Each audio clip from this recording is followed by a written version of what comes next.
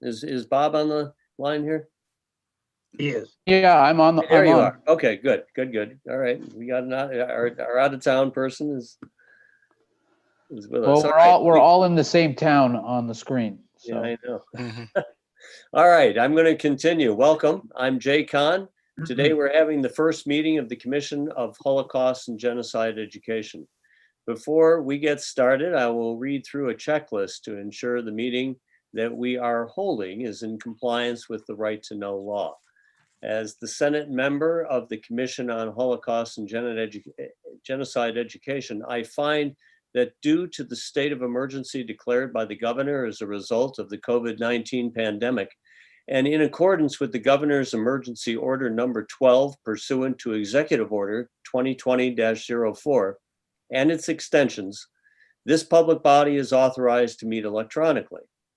Please note that there is no physical location to observe and listen contemporaneously to this meeting, which was authorized pursuant to the governor's emergency order. In accordance with the emergency order, I am confirming that we are providing public access to the meeting by telephone with additional access possible by video and other electronic means. We are utilizing Zoom on this electronic meeting. All members of the committee and selected legislative staff have the ability to communicate contemporaneously in this meeting through this platform. And the public has access to contemporaneously watch and/or listen to the meeting on Zoom or YouTube and via phone by following the instructions and links provided in the General Court website. We have provided public notice of the necessary information for accessing the meeting in the Senate calendar. We are providing a mechanism for the public to alert the public body during the meeting if there are problems with access.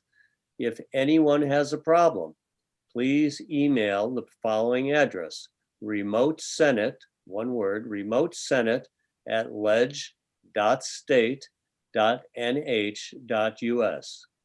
remotesenate@leg.state.nh.us, or call the following phone number, 603-271-3043.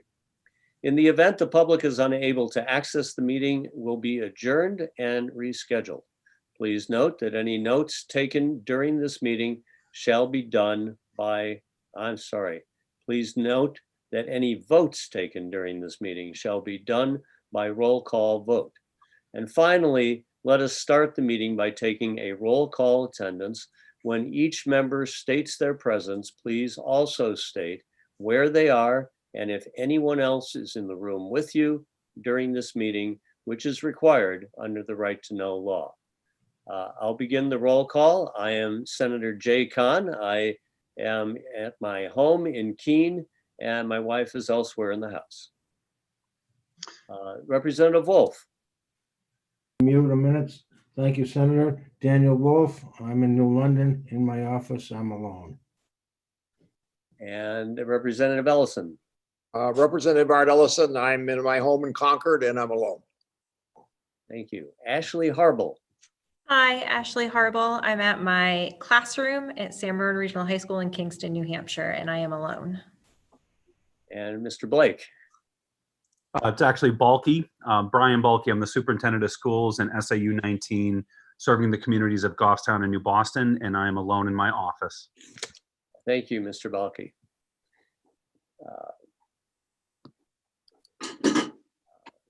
Dr. Waller. I'm Dr. James Waller. I'm at Keene State College in my office and alone. Jim.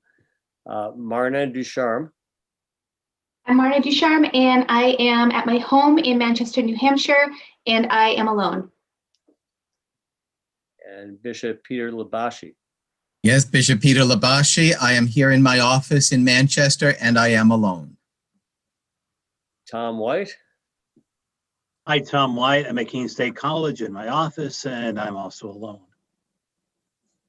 Dina Michael Chadowitz.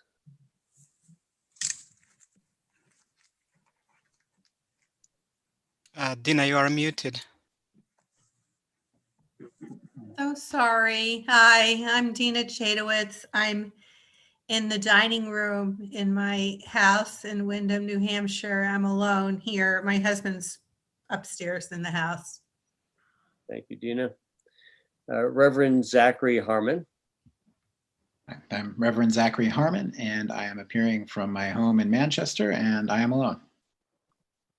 Rabbi John Spiros Savat. Hi, I'm Rabbi John Spiros Savet. I'm in my home in Nashua. I'm alone. It's possible a couple people may pass by me in the course of the meeting.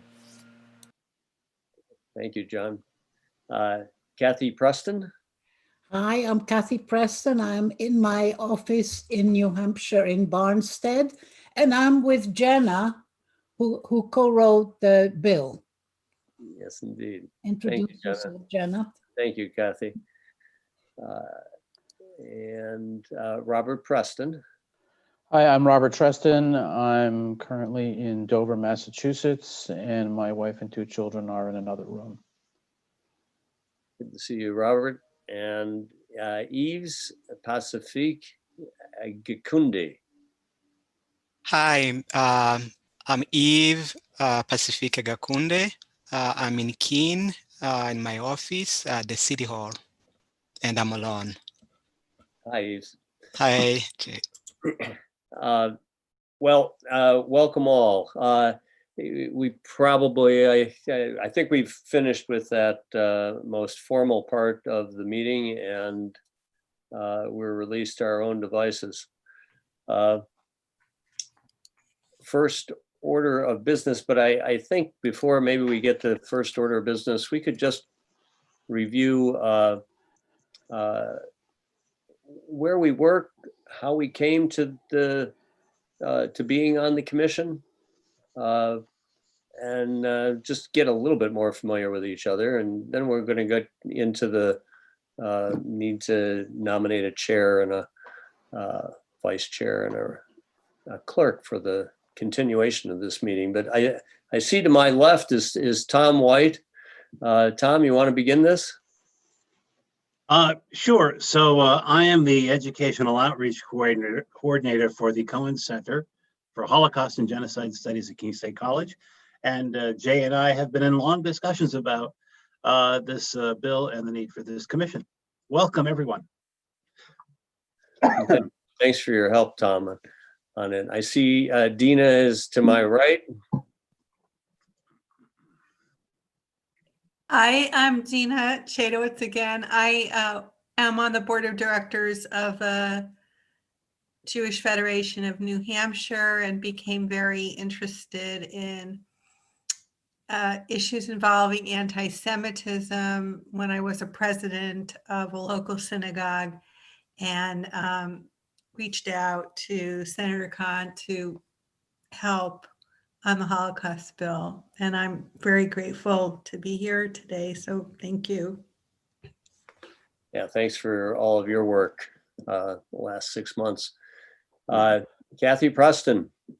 Hi, I'm Kathy Preston. I'm a Holocaust survivor, and I originally pushed this bill. I've been trying to do this, and I've been told that it's not possible.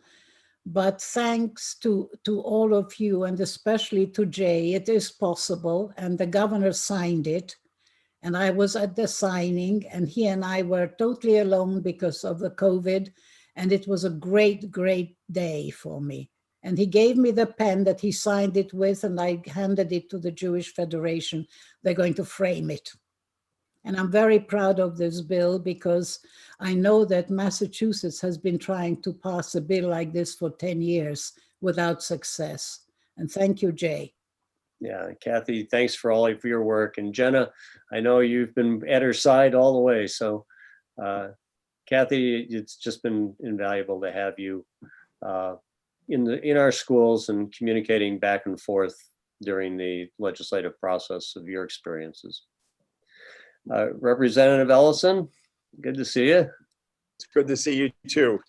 Art Ellison, I'm finishing my first term in the legislature in the House, member of the Education Committee, appointed to the commission by the Speaker of the House. And I'm very happy to be part of this whole effort.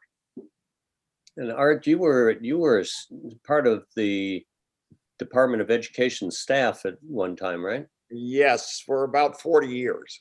Okay. That's all? Okay.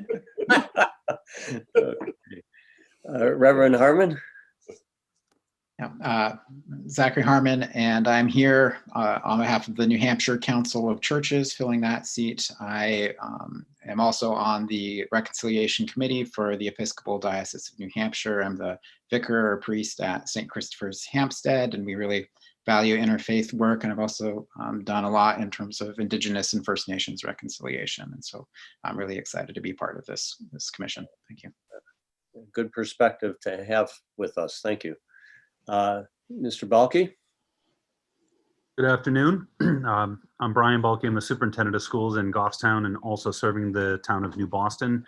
Longtime school administrator, worked in a number of different school districts throughout my career, and I'm representing the New Hampshire Association of School Administrators, and I'm honored to be a part of this work. Thank you for having me. Yes, thank you for taking the time. Marta? Hi, okay, so I am Marna Ducharme. I am a middle school educator in Londonderry. I've been teaching for 23 years and predominantly in the middle school. And we do Holocaust and world studies in our geography classes.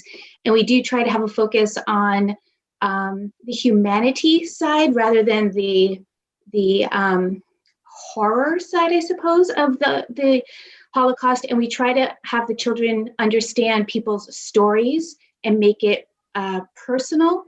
I came to this through the New Hampshire Humanities Council. I had taken several courses through them and some other institutions, and my name popped up, I suppose, on a some sort of list, and they contacted me and put me in touch with Dina, and that's how I got here.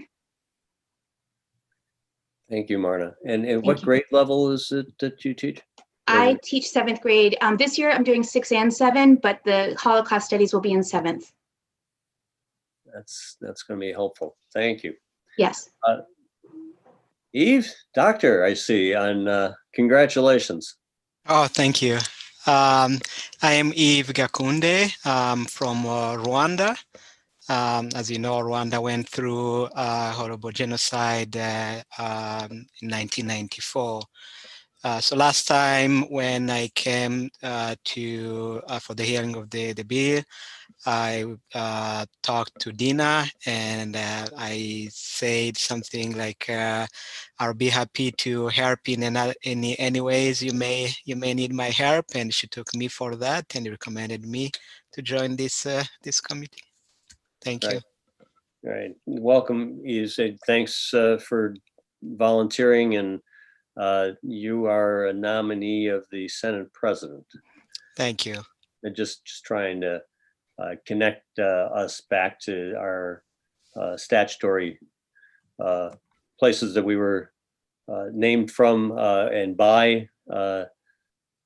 We will never speak of those again because we're just all equal members of the commission, but it's interesting to know everybody who had to appoint has done so, and our timing of this first meeting is related to making all of those appointments. And Rabbi Sabat. Hi, I'm John Spira Savet. I am here as the rabbi of Temple Beth Abraham, and I believe my appointment comes via the Jewish Federation of New Hampshire, of which I also serve as a board member. I am the president right now of the Nashua Area Interfaith Council, and so we do a lot of work in terms of exploring what relationships across a distance of difference in faith, which have long histories of tension, what that's all about in our community. I've also in my career been a high school social studies and literature teacher and builder really of citizenship programs, and so that's a bit of professional background I can bring to this too. Thank you, Rabbi. Representative Wolf.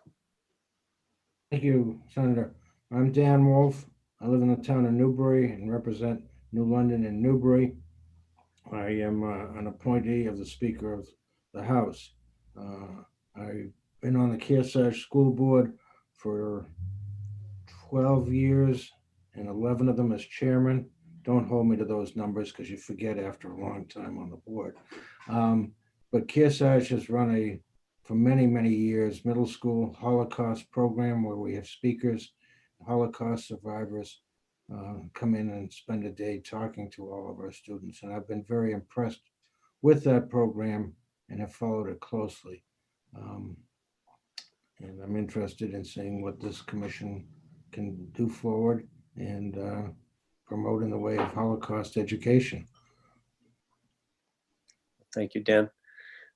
Robert? Thank you, Senator. Robert Preston. I'm the New England Regional Director for the Anti-Defamation League, which covers all of New England. I've been with ADL for 15 years. I also have some national vice president responsibilities for ADL on the West Coast. And I will just sort of add to what was already said that in Massachusetts, this is still not happening. And in the years ago time that we started it in Massachusetts, this education initiative, New Hampshire jumped on, and it was, I think, only about 12 months ago where we actually were at the Jewish Federation's annual meeting last year and had a discussion with a number of people, including the governor, about getting this done. So it's really quite amazing and refreshing to actually already be in an implementation conversation about how this will actually work. So I'm grateful to be here. Thank you. Well, thank you, Robert. And during that legislative process, the ability to tap into your network and the research awareness that you had of the previous dozen states that had passed legislation in advance of New Hampshire is really helpful to have you as a reference and pointing us to good reference resources. Thank you. Ashley, nice to see you again. Hello. So I'm Ashley Harble. I am an English teacher at Sanborn Regional High School over in Kingston, New Hampshire. I've also taught middle school. This is my 14th year teaching. In my middle school career and high school career, I have had units both in Holocaust literature and Holocaust education. I also started last year a year-long Holocaust studies course at Sanborn Regional High School as an elective, which I teach for juniors and seniors. I'm also very involved with Yad Vashem and Echoes and Reflections. I'm on the Educators Advisory Committee on Echoes and Reflections, and I've done programming, including going to Poland with Yad Vashem and Toli of New York, as well as other organizations. Great, great. We'll appreciate your background. And Dr. Waller? Hello, everyone. And hello, Kathy. A special hello from my daughter, Hannah, who just visited us and went back home. Oh, I wish I'd known. You know, I'm still planning things. Never mind. I know, you're still matchmaking. I appreciate it. Hi, everyone. I'm Dr. Jim Waller. I am the Department of Education's appointee to the commission. And in addition to that, I serve as the Cohen Professor of Holocaust and Genocide Studies here at Keene State College. I'm in my 11th year here at the college. As many of you know, Keene State is home to the only undergraduate major in Holocaust and Genocide Studies in the entire country. So it's very fitting that this bill passes in New Hampshire because it's so consistent with what the work we've been doing here at Keene State over the past decade or so, and especially proud of the work two of our students did, really led by Tom White, to pass the bill for April being Genocide Awareness and Prevention Month in New Hampshire as well. So we have a long history of interest in this type of work and honored to be part of the commission. And Jim, your presence in our state and your global connections to genocide and Holocaust studies should be really helpful for the commission. So thank you very much for participating. And good reference back to genocide awareness, because it sort of gives us a beacon to look towards the first Awareness Day since the passage of our bill. Bishop Labashi. Thank you, Senator. Very pleased to be here. the letter had come in to us looking for a roster of members of this committee.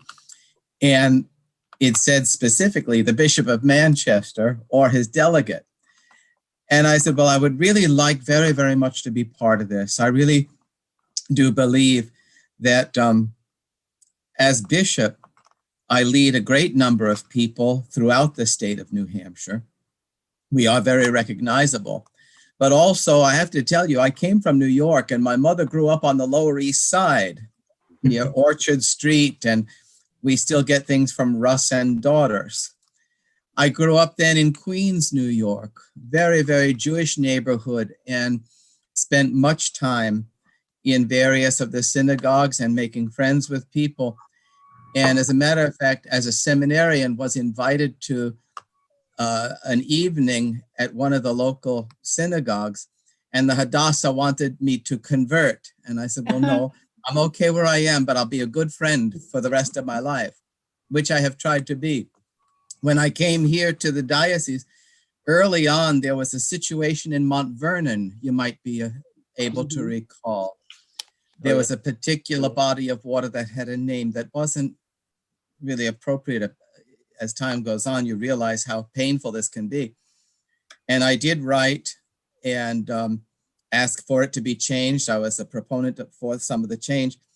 And my sister-in-law said her friends got this out in Los Angeles. They saw your brother-in-law, he's involved in things, and this is so good, we're so glad. Well, the reach can be so great.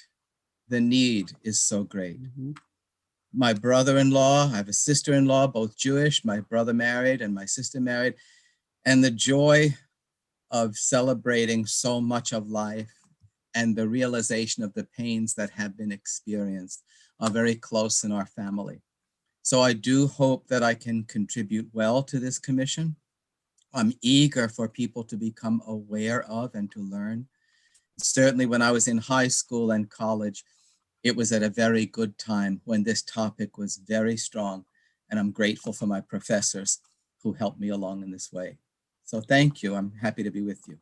Yeah, thank you, Bishop. I think your presence on this commission adds to its importance, and I think also your breadth of experience. Clearly, you were conveying with us of other Holocausts occurring and religious hatred around the world, and it's good for us to be in touch with current events. I'm sure all of us will be interested in not just focusing on things that are in our past from which we can learn, but also those things that are in our current midst and which often we ignore, and we need to be more alert and caring, empathetic about mankind, humankind. And so have we covered all? A couple folks moved around while we were doing introductions, but I think relative to on the Zoom, I think we've caught everybody. I probably didn't say enough about my personal background. It happens that today is my mom's 94th birthday.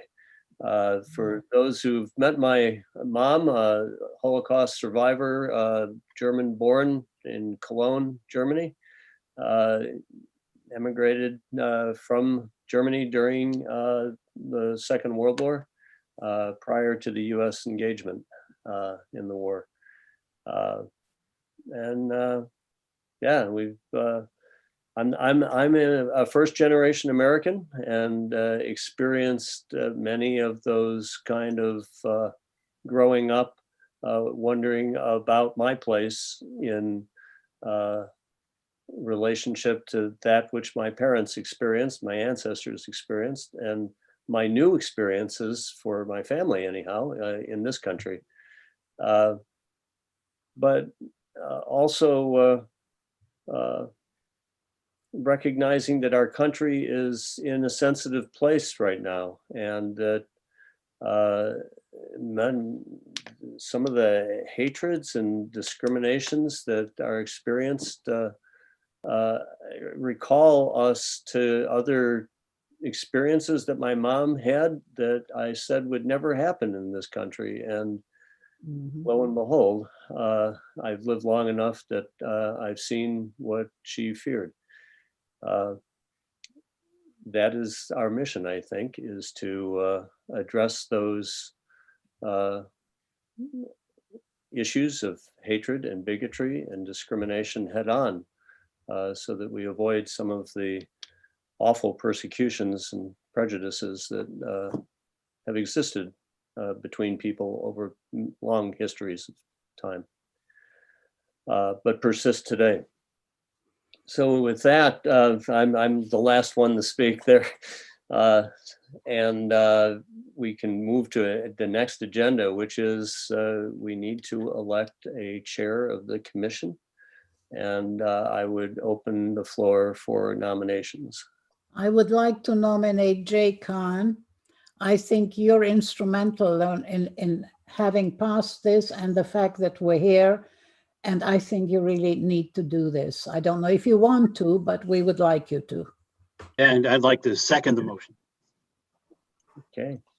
Motion's moved and seconded, and I accept heartily. I gave you my family background. My Senate background is, I think, well suited for this as Chair of Education and Workforce Development. Wonderful. Any other nominations from folks? If none, we can declare nominations closed. I'm sorry, but I need, this is an official vote. I'm going to vote. Yeah. Senator, you could actually have the nomination for vice chair and clerk also. And if there were only one person nominated for them, you could do one vote. That's really efficient. Thank you for the advice, Alan. I told you there was a person behind the screen. There he is. Yeah. All right, we'll close nominations for chair and open nominations for vice chair. I'd like to nominate Kathy as vice chair. Kathy Preston, a second for that nomination. Second. And any further nominations for vice chair? Seeing none, we'll close the nominations for vice chair and ask for nominations for a clerk of the committee. I would like to nominate Dina Chadowitz. So I'd like to second that if I could. Thank you, Tom. Any other nominations?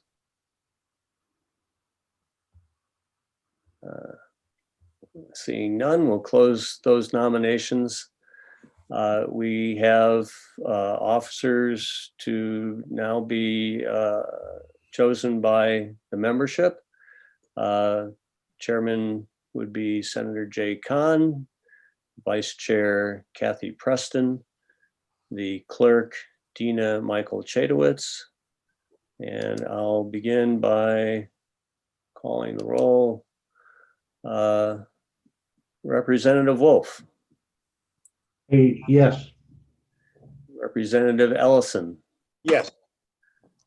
Ms. Harbaugh. Yes. Mr. Balke. Yes. Dr. Waller.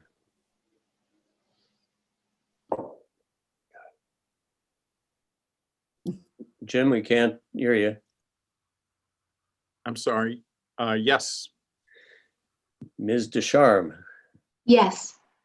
Bishop Labashi. Yes. Mr. White. Yes. Ms. Chadowitz. Can't hear you. Yes, thank you. Thank you. Reverend Harmon. Yes. Rabbi Spira Savitt. Yes. Ms. Preston. Yes.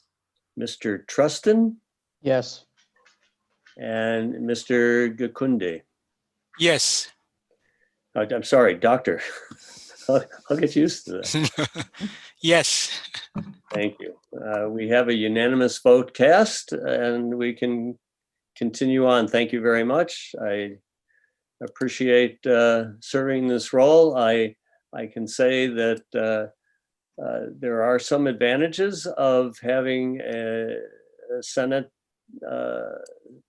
member leading the group relative to public notices, our access to Zooms, and some support between meetings, which given the person who corresponded with us for today, Tricia Melillo, who is my administrative aide and legislative aide, she's invaluable in knowing the branches of government and people within government. Her ability to organize between meetings, I think, will be great assistance to the members of the commission.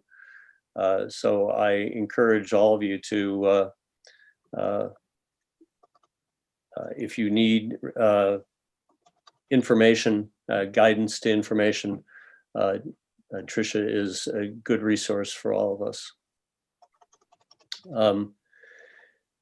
Okay, I want to review the statutory charge that we have before us, if I can find it.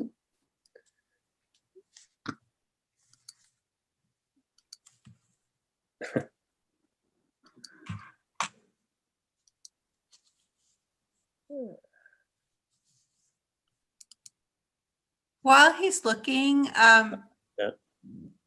Yep. just in Gina? case I was supposed to take notes on this, who seconded Kathy? Was it Tom? Yes. Thank you. And Dina, just so you know, I will send you the link for the YouTube recording of this so that you can supplement your notes so that you can actually be engaged with the conversation at the same time. And additionally, that'll happen for every meeting. So you'll have the ability to see that as well. Thank you. Alan, probably a word on that. Will you be sending or posting to YouTube all of the recordings of this commission? Yes, they're live right now. We're being recorded and they are free to view at any time you wish. Okay, very good. For everyone to know. Would you like me to pull up the shared screen with the duties of the commission, Senator? That'd be great. You can go to page 2 of it. You got it. Jay, I would like to make a short statement, Jay, may I? Certainly, Dina. I've done it. I just want to thank everybody, especially the Cohen Center, because I've been affiliated with them in many ways, and I'm totally thrilled to be part of all this because they have helped me so much. And I want to specify that of all the people I've worked with at the Cohen Center, I'm the token Jew. So these are all people, they're all academics and incredible professors, but they're not doing this as a Jewish thing. They're doing this as a human thing. And I think that is so important because the Holocaust is not just a Jewish tragedy, it's a human tragedy, like every other Holocaust that happened in our lives or before our lives. So I want to thank you all for doing such a wonderful job. And I'm very, very honored to be doing this. I've been speaking in schools, I've been speaking in churches, I've been speaking in museums. And I must say that the governor too has been incredibly helpful. He actually went and spoke with me a couple of times in high schools, and we were going to do this every month, but then COVID shut us down. And he's very supportive of this message. And also I've been on a school board for 15 years. I know all of you who have been on school boards, how you've suffered. So thank you very much, all of you. Thank you, Kathy. I will put up the bill right now, Senator. Thank you.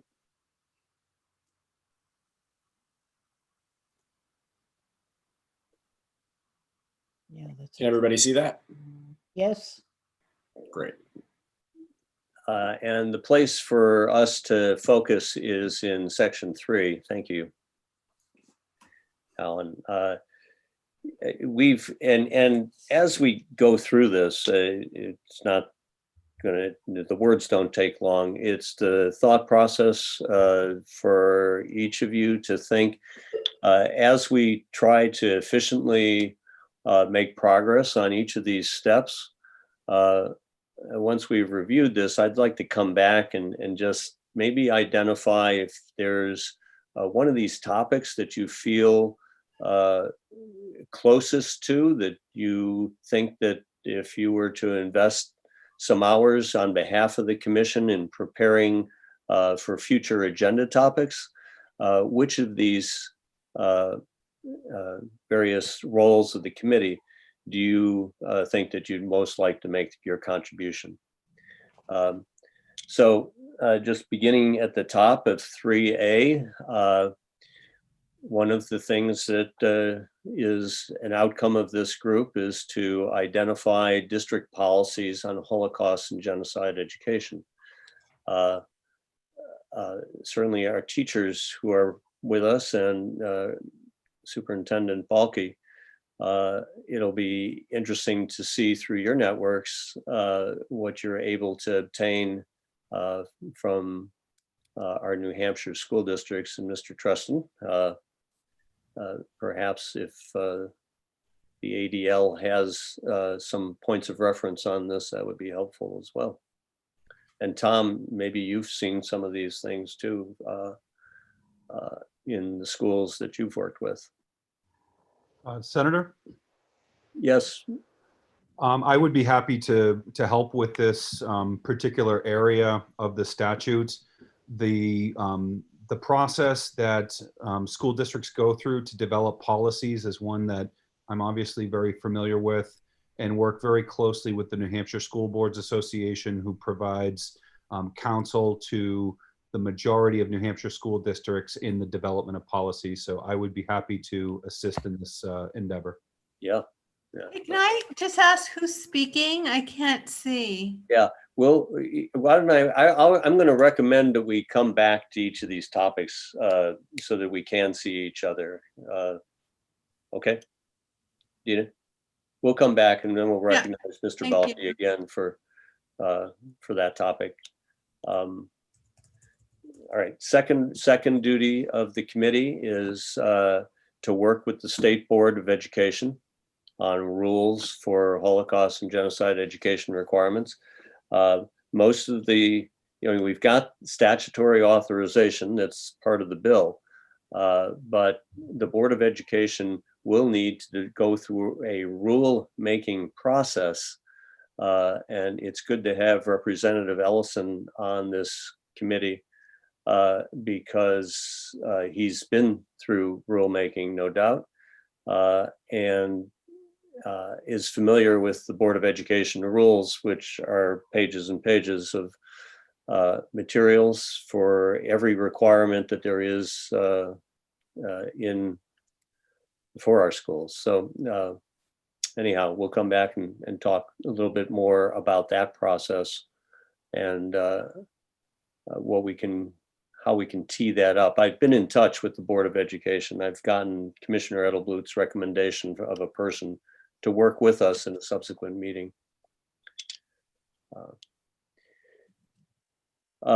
Third is identify best practices for Holocaust and genocide education teaching and what might be appropriate at different grade levels. So again, our teachers would be helpful here, but this together with best practices as well as the materials and materials and curriculum that would be appropriate by grade level. These that's kind of an evolving thing that we could put out in our first report if those references are readily available to folks like our Cohen Center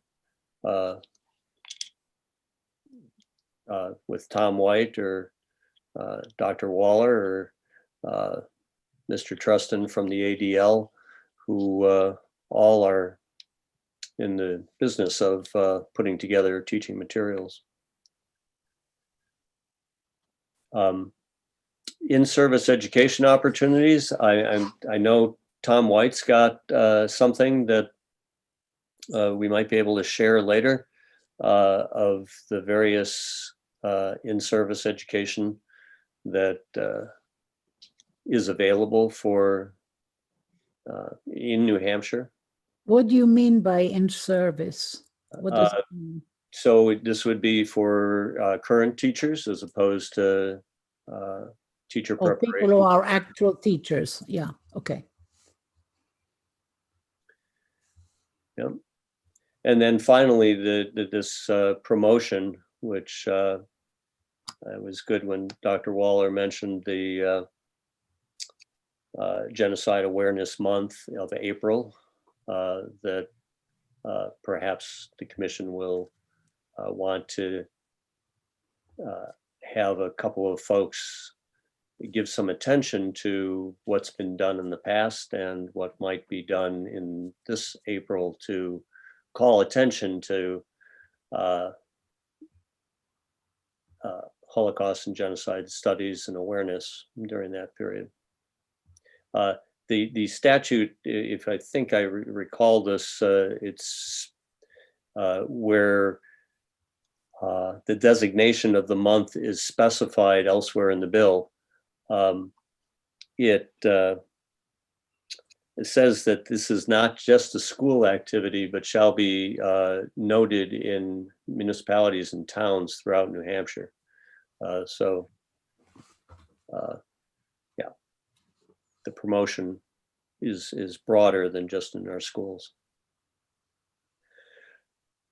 Note then that in section 6, we have some dates that should rise in our thoughts. Our first report back to the governor, the Speaker of the House, the President of the Senate, clerks, the Department of Education. That first report is due January 1st, 2021. It's customary that interim reports are in fact just that. They don't need to go into great detail, just mostly for the record to reflect the fact that we have convened, that we've taken on the work of the commission and any things that perhaps we've accomplished since then. But I don't think we should view that as a rush to a finish line. We'll report, have a report in December that we can circulate and have agreement that it accurately reflects what we've been able to accomplish in a couple of months. The annual report is a little bit more significant in that it would be expected that we would make recommendations through that annual report, at least summarize what recommendations we made during the year. We don't need to feel confined to making our recommendations around that date, but it customarily is a good point at which to reflect on our work and determine if there are recommendations, particularly if they're going forward to another legislative session. And then I'd also say at that point, relative to the rulemaking on Holocaust and genocide studies for New Hampshire curricula, that's a process that takes about 6 months. And as we reflect back on that with Art, I just wanted to give us a little bit of a run up that if we're thinking about doing something for standards by September of 2022 or 2021, excuse me, September of 2021, back up to 3 months for the schools to be able to start. I mean, you start to see it's a long run up to getting to developing those rules. And then a final report, which this final report date could be moved by this commission. This commission could make a recommendation anytime prior to November 1st, 2024, that its work be renewed through a statutory change, but otherwise it's viewed that this commission, its work would conclude in November of 2024 with a final report. So it's something on the horizon that hopefully we'll all see that date and deal with it then. I just noticed a typo down there on the bottom on those effective dates. Anyway, Alan, I think we can take that down now, unless anybody got any questions about those? So I have a quick question, Senator. What's the rulemaking process? It's 6 months from proposing a rule to implementation. I just want to, could you just clarify what that time frame is? right. One of the commissions I get to serve on, or committees I get to serve on, is the Joint Legislative Committee on Administrative Rules.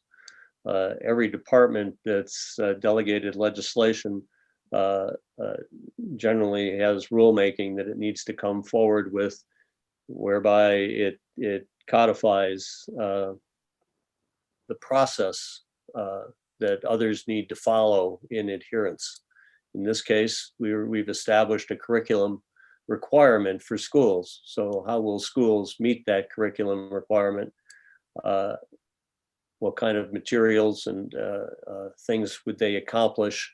I'm not going to begin to suppose what the recommendations of the commission are going to be. But at our next meeting, I would like to have a spokesperson from the Department of Education who is responsible for their curricula rulemaking, describe that process more fully to us. But it does start with the Board of Education considering rules, going to then public hearing at least once, coming back to the Board of Education, some final reviews, and then it can take 6 months, it can take 4 months if it's, but given that this is initial rulemaking, I think the longer the process, the better, the more input we'll get. And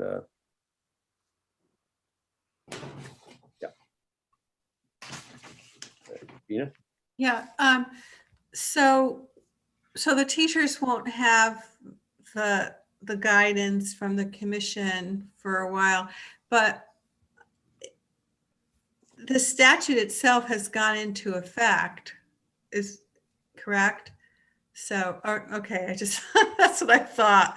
I wanted to be sure. So schools are kind of on their own, but to figure out how they're going to implement this statute until this process is completed. Correct. The department, until the Department of Education brings forward its rules, those are adopted, and then there can be accountability for those rules. That is one of the difficulties of having a statute without rules, is the accountability is missing. Hey, it's better than not having the statute. So Wouldn't get to go without it.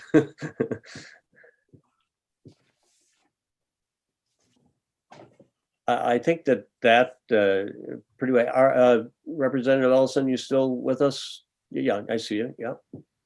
Any thoughts about school district policies or the rulemaking process, A and B here?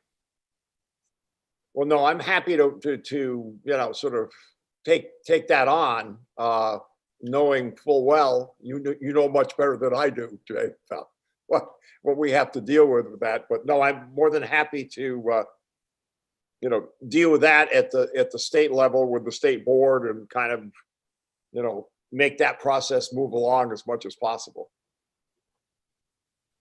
Great. And yes, Kathy. I think that ultimately the best way to start the ball rolling is to have the Cohen Center and the teachers collaborate on a sort of framework to start the work going, because it has to be in that kind of a framework. The teachers are necessary so they also know whether they're middle school or high school. That's a different thing altogether. And the Cohen Center has already been teaching teachers how to teach Holocaust studies. And I think if you combine the two, it's the best outcome. Do you agree, Tom? Good point. I can certainly,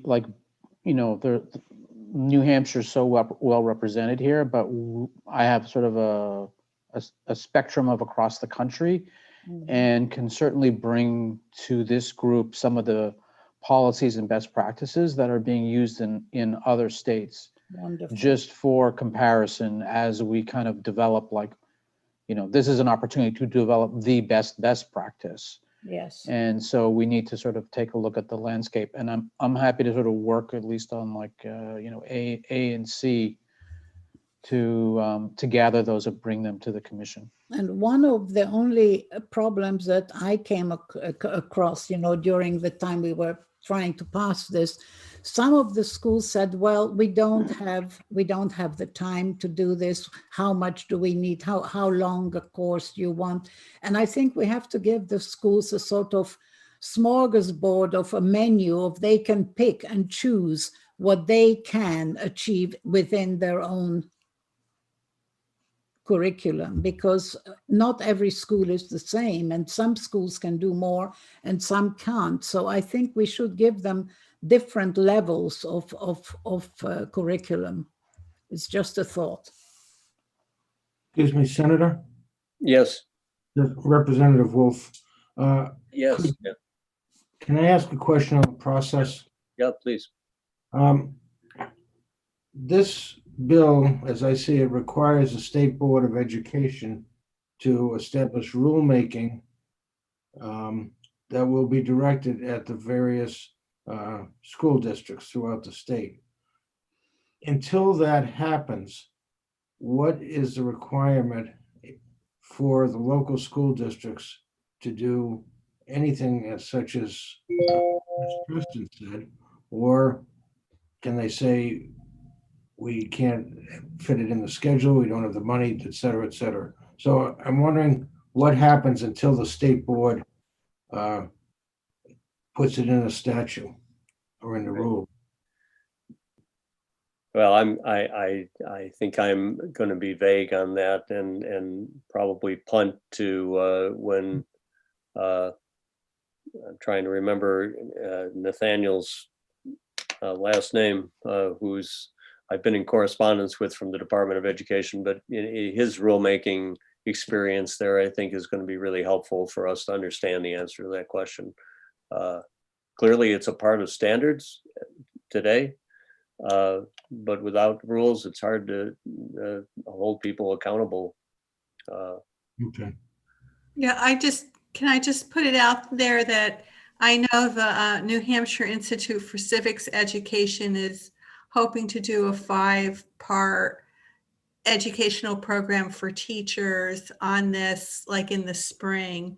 Ashley and Tom are both involved in that, and the Jewish Federation is doing a little intro to what materials are out there, which will involve Tom and Ashley and a representative of Echoes and Reflections, of which the ADL is part. So we're trying to get the word out that the statute does apply and that there are resources that people can use while we're waiting for the commission to do its work.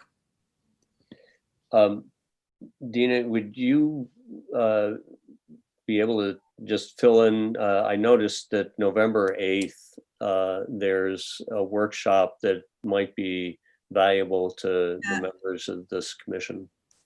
And let us know if we have to view that live or register that way, or is there going to be some recording that we could get to afterwards? That's an excellent question. I will find it where it's going to be virtual. And after the meeting, I can send around a link that people can register if they're interested with a little bit more information. But I'm so glad you asked that question, because I hadn't thought about asking the person who's creating the Zoom link to whether it was going to be recorded. So I'll find out about that. I don't know if we derailed you, Senator, from your order, from your presentation. No, we're past the going through it. We could continue with the self-identification process here, and feel free to offer that you've, this is a place where you'd like to make sure that your contribution can be most meaningful. But we can also send around between meetings this list of responsibilities and expect that each member of the commission can identify themselves to one or more of the topics that they feel that they're best, they can make their best contribution. I think that might just be simpler for us, and we can collate that. And, yeah, Dina. I just wanted to follow up with something that Kadi said. I also was wondering whether it would be appropriate, whether we wanted to have some sort of listening sessions with teachers before we actually create our proposals, to find out what it is if they have any concerns or worries about how this is going. I'm sure they do, but what exactly are the concerns or worries about how this the statute will be implemented? I mean, maybe if there's a subcommittee that's going to work on the proposals, they can consider that as a possibility. It's an idea that Peter McBride, the new head of the Cohen Center, came up with. So I think it's a good one. But you want the teachers to be invested in this as well, because they are the ones who will be doing the actual work. That was one of the things that he suggested, that if we get them involved in, if we solicit their views, we not only find out their views, but then they become a little bit more invested in the topic. Sure. I mean, I'm sure the networks that each of our college faculty and school teachers, you've got networks of people that you know, and that's a great idea. I guess, Alan, if you're still nearby, do we have I see you again. Do we have the wherewithal of doing that? Holding a session, open meeting forum to allow for invited guests or just the public in general to present ideas. If we pose the questions, would the public be able to speak? That's a good question. That's not usually what these commission meetings are used for as far as the normal commission meeting goes. That would be something more that maybe you would have in a situation where you would have legislation in your education committee where you would be posing those questions and having the public testify on them. But I can speak to the Senate President about it. Okay. Well, if you would do that, I think there are other resources. I'm not wanting to ask Dr. Waller or Tom White about that just yet, but maybe there are other Zoom platforms through which we might be able to link that kind of forum. Robert, is that a possibility with you too? I don't know. Yeah, no, I was just agreeing. Yeah. Bishop, I think I saw that you had a comment earlier. Just a little bit. I'm wondering, with our Catholic schools and the charter schools and the broad scope of education and formation, we would certainly want to be part of this. I don't know if the statute covers our responsibility, but we certainly want to be very, very much involved in this.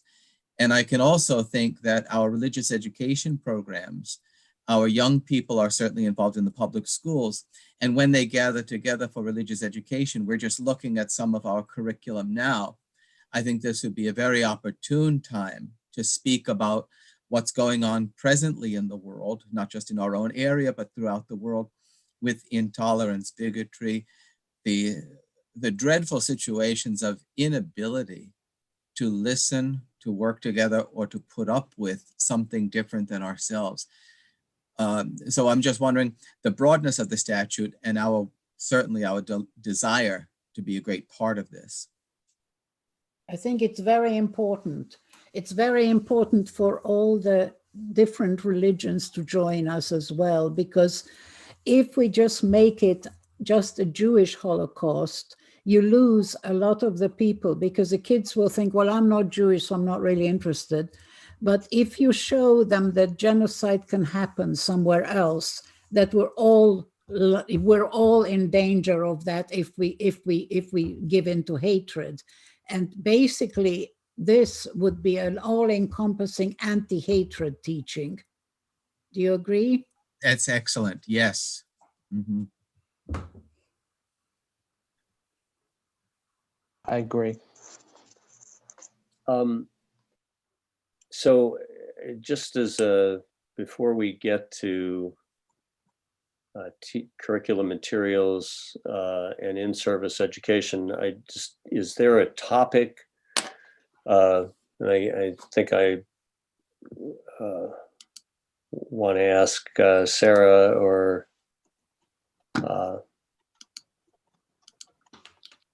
Marna, I'm sorry, Ashley and Marna, and Tom probably, and Jim, is there a topic around the teaching of the Holocaust and some insights that you would want to organize around a presentation for us? I think the point that folks are making here, and I'm struggling to say it, is before we go into the tasks of the group, we ought to start defining what is a current state and what is it we're trying to accomplish. I know I'm definitely willing to. I know I'm already working with Dina and Tom, like she said, on both the Jewish Federation and the civics presentation around this. And I've presented with Echoes and Reflections at the National Council of Teaching English too, about Holocaust education and best practices. So I am more than happy to work with people to put something together for this commission and kind of present to you guys about what really happens in the classroom and what best practices look like currently for me, both in my elective and in the units as well. And I just want to second or third, I guess, what was said about giving the teachers as much kind of choices as possible in this. I know in my school, Holocaust education is taught in English, not in social studies. And as an English teacher, that's something that I feel really strongly about, because it becomes more about the humanities, like Myrna said, and about the stories. So just keeping that open mind of not just being in a history class and learning dates. It's really about kind of the stories and the people. And it's really important that we create kind of these rules for education that support seeing the Holocaust survivors and the victims as human beings. And like Katie said, the humanity piece of it is so important in teaching it. So I'm more than happy to do whatever anyone wants because I'm really passionate about education in this topic. I agree with Ashley, and I think what I would like to see is maybe having a way of presentations from different guest speakers who like experienced firsthand what is genocide, and and I think giving the voice to these people, or giving an opportunity to people from our community to connect it directly with those people will be really valuable. Oh, I'm sorry. I have a question.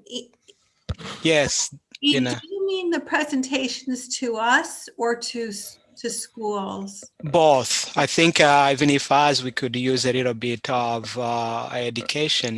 We are passionate about this, but I think we may know the story from one or another, but I think when we share our stories, when we share how we see the world now, and I think that can really give us a good experience. I'd like to see, it seems like the state and many districts have invested a lot in various aspects of, I guess I've heard, socio-emotional education, learning. I guess maybe that's a term of art right now, but I think when I've gone and had to deal with situations in the local middle and high schools, often it's been a kind of interdisciplinary thing with the guidance department as well being involved, and some of these initiatives in that direction that aren't articulated as around a topic. But I think if there's a lot already invested in that, I'd like to see where people think that intersects, who are the practitioners there too. One very important thing is that they all talk about bullying. And this should all be part of that too, because essentially the Nazis were bullying on steroids. That's what bullying can do. Genocide can happen because the bullies start rolling. And I think you can also address their curriculum needs for anti-bullying at the same time, which will give us a bit of a bigger scope. I agree with everybody. I think that testimonials are really important, and there's the heavy emphasis on that with Yad Vashem and Echoes and Reflections. There's a lot of resources that are already out there, but I think we can access more. I know that when I have my own stepmother is a Holocaust survivor, and I bring her into the school every year, and the kids are very excited to meet her, but the experience lasts for a really long time. We allow parents to participate, and siblings and kids, or teachers will pull their own kids out of school to bring them to school that day. Those are very important experiences. We had a father who was a Cambodian genocide survivor, and he came in, and the kids knew him. He was part of our community, but they didn't know that part about him. And kids who lived next door were floored at what he had experienced. I think making these things real and bringing it back to that idea, as Kathy said, that this is a human tragedy and we need to look at the humanity. I do think that's going to be part of the heavy lift of the work we have to do. And I'm glad Marna just mentioned the example of the Cambodian genocide, because 99% of where we've spent our time is the Holocaust.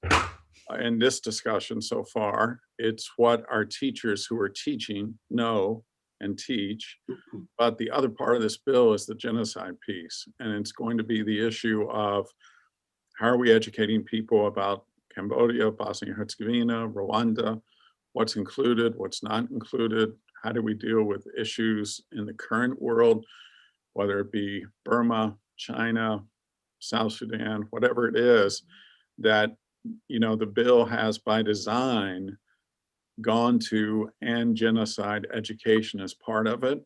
And that is going to be the place where I think we're going to have the greatest need to have to step up to try and meet in terms of development for teachers, curriculum, and so on. Because if you look across state models of education, they tended to default to Holocaust education. Even if they've called it Holocaust and Genocide, it's defaulted to Holocaust. So I'm excited that we're going to be very intentional, particularly in a country that was founded on genocide, the extermination of a people and the enslavement of another people.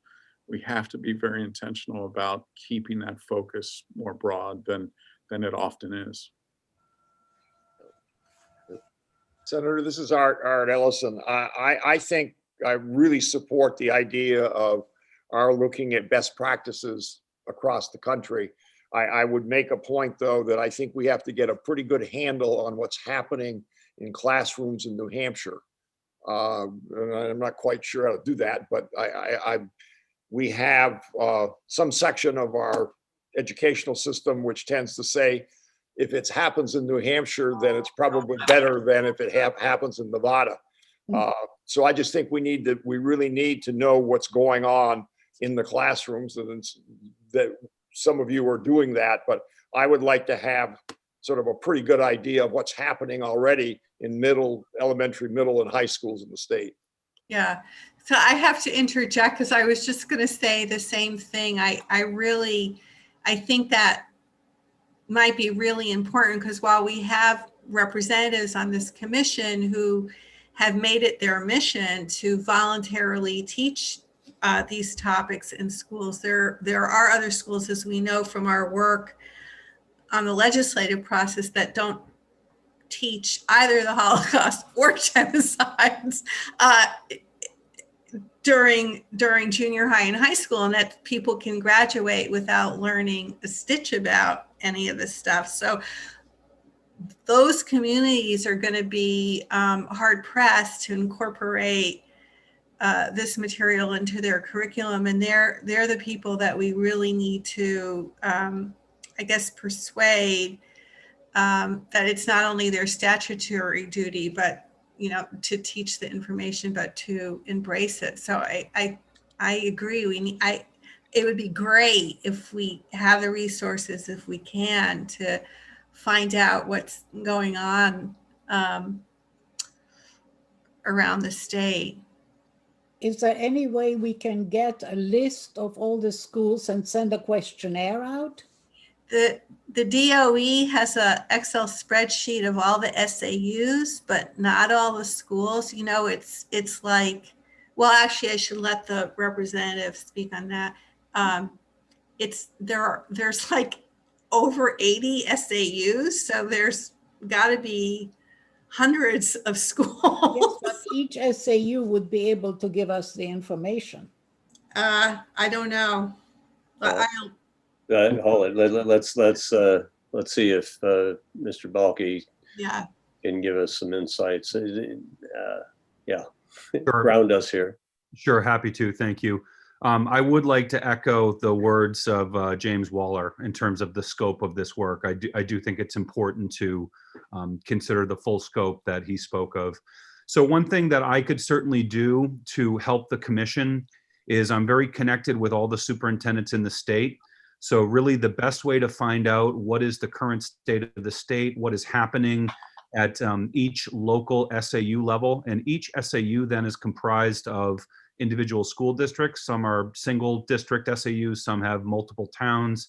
If we knew definitively what we were looking for answers, I would be happy to spearhead a survey through the Superintendents Association. And it's important to remember that the individual work of teachers in the classroom and the unique perspective and passion and tools that they're going to use, all of that has to be established through administrators. So it starts with school board policy, so policies that are approved at the school board level, and then that sort of operational element happening administratively from superintendents and curriculum coordinators. So I think that before we end up getting down to the individual teacher resources, all of those policy elements really have to be fully flushed out. So I would be happy to spearhead a data collection from SAUs in the state if we figure out exactly what it is we want to know, what are the questions, what's the scope of it, and then I would be happy to solicit that information from all New Hampshire superintendents.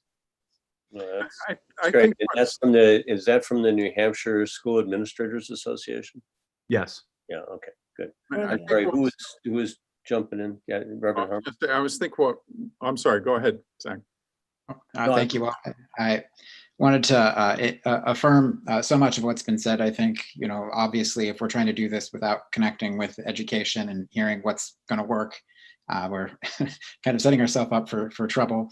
And affirming to what Dr. Waller said about lifting up Indigenous voices, I'd be happy to help connect people to communicate about that as well. I think we're talking about how emphasizing how it could happen here. Well, if you look at that, well, it did in different ways happen here, and it makes that something important to talk about. And there's as far as I can connect with Episcopal schools or other schools within the New Hampshire Council of Churches and really encourage this kind of work, I'd be happy to be a liaison for that, and also work within the communities as well. That's, I think, section F, but whether it's towns or, encouraging our local libraries, how could they promote this?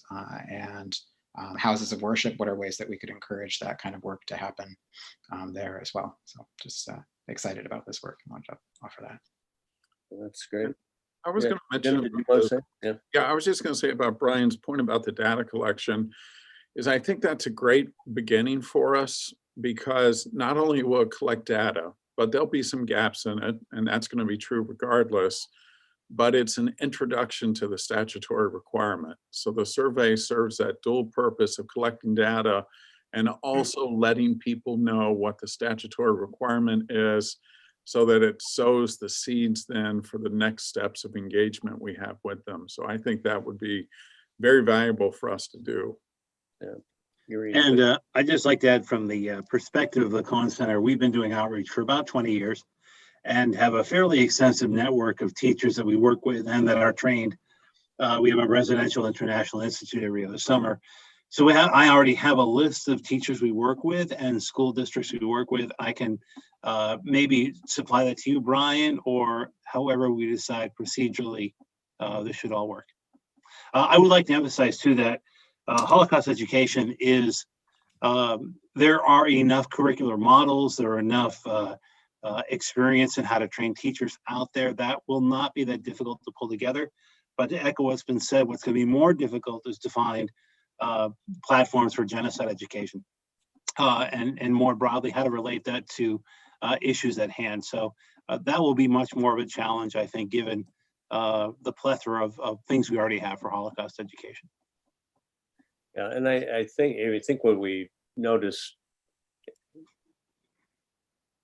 those groups that have found their roots in other countries, but their place in New Hampshire, and feel lost, or at least their identities not well acknowledged. The genocide or the disadvantages that they faced and or their ancestors may have faced, but they don't see that in the curriculum, and trying to at least be sensitive to those populations that are within New Hampshire. And I know that some of the folks here are connected with some of those immigrant communities that we have in New Hampshire that I may not be aware of, but we would not want to, I guess it just would be helpful to hear those voices that reflect personal bias and lack of recognition of their of concerns that their families have had. I'm inviting folks on this one that maybe you know those communities, or you've got counseling that's taking place with them. And Reverend Harmon, yeah. I just have connections through the Episcopal Church with the Armenian community, some members of the Armenian community, and that's, of course, one in New Hampshire that would fit that category. Can I just say one thing? You were talking, Dina, about how difficult it would be to get schools to accept things. I disagree with you because essentially teachers they don't do it for the money, they do it for the love of education. I have great respect for teachers. And the minute you give a teacher something that they can use and teach and try to stop hatred, which happens even on the level of the school, they will embrace it. Yeah, I think it will didn't be mean that difficult. teachers didn't want to teach this topic. What I meant to get at, perhaps ineloquently, or that teachers are often overburdened. They have a lot of material that they have to cover, including other core requirements. And particularly this year, many of them are very overwhelmed. And so to present them with new topics that they might not have presented before can be difficult, and it'll be good to get them invested in teaching the topic. Mm-hmm. Yeah, But I'm sure they will be on board. See Martin's hand up. I'm just going to do a time check. We certainly by 3 o'clock want to be concluded. And we've probably got 2 more meetings in us before the new year. And we can begin to structure what those 2 meetings might look like. And, so our conversation right now, we're starting to dig down a little bit on the surface of these topics. And just, if we can use those 40 minutes to kind of lead us to, it might take 2 weeks to, maybe I want to work with these 2 people on this topic over the next 2 weeks or next 4 weeks. Anyway, Marna, you had a thought. I do. I actually have a couple of them, and they kind of jump around depending upon what some other folks have said. But specifically to what Dina and Kathy have both said, I think that there's a middle ground there. And I think from the teacher perspective, we always use the expression, our plates are full. Teachers right now are working with platters, and their platters are full. And I think that, not that has any bearing on this legislation necessarily, but I do think we just have to keep that in mind in terms of what we're presenting. And that leads me to my other thought, which is that there are other, I'm thinking about National Peace Day, or more especially Constitution Day. Those are things that are supposed to be recognized by law in schools. And I know that there are schools, my previous school that I worked at, where somebody would get on the morning announcements, read the preamble to the Constitution, and put a check mark on Constitution Day. We're done. We did what we had to do. And I do not want to see that kind of approach happen in schools where there's a checkbox that can be marked and they're done. And so I'm looking at that balanced with these platters. And I'm trying to, as we approach this, we need to look at those things together, that we have to be careful of what's being put on the platter, but we also can't make it as easy as a checkbox, I suppose. So, and then the other piece is also that I kind of understand to a certain extent why those things are approached, why the Constitution Day is approached that way. Because when it's in a vacuum and you're in a different, even if you're doing US history, if you're not at the Constitution, stopping everything you do so that out of context, in a vacuum, you have to talk for a day about the Constitution, it doesn't work. It doesn't jibe with everything else that's going on. So we have to make sure that there are natural and easy outlets for what we're asking schools to do.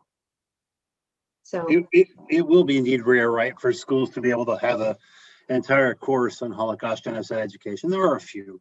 And what we're looking at, and this will come up, I believe, in the subcommittee work we're about to do, is finding entry points in the curriculum. So whether, as you just beautifully pointed out, some examples of how that doesn't work, and the opportunities that are provided.